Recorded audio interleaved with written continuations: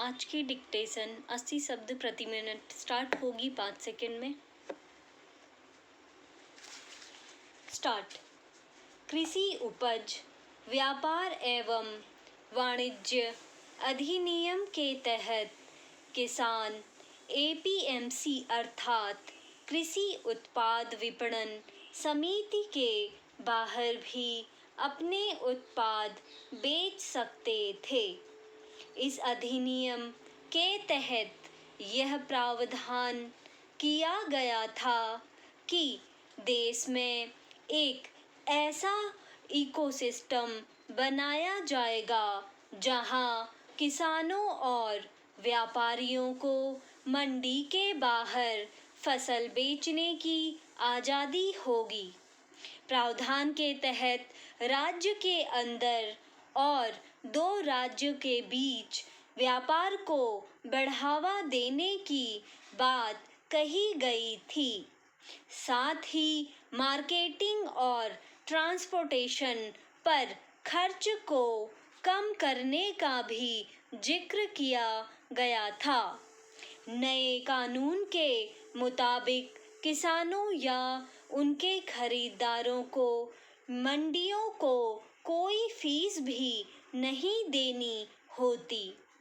मूल्य आश्वासन और कृषि सेवाओं पर किसान समझौता अधिनियम का मुख्य उद्देश्य किसानों को उनकी फसल की निश्चित कीमत दिलवाना था।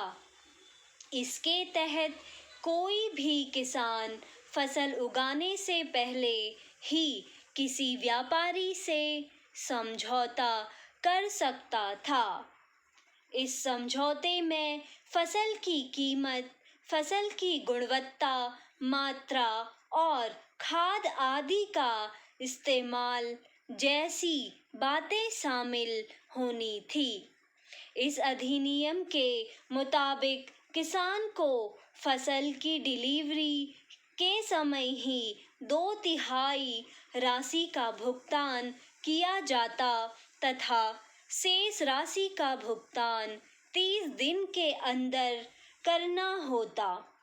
इसमें यह प्रावधान भी किया गया था कि खेत से फसल उठाने की जिम्मेदारी व्यापारी की होगी। माना जा रहा था कि यह कानून कृषि उत्पादों की बिक्री, फार्म सेवाओं, कृषि बिजनेस फर्मों, प्रोसेसर्स, थोक विक्रेताओं, बड़े खुदरा विक्रेताओं और निर्यातकों के साथ किसानों को जुड़ने के लिए सशक्त करता।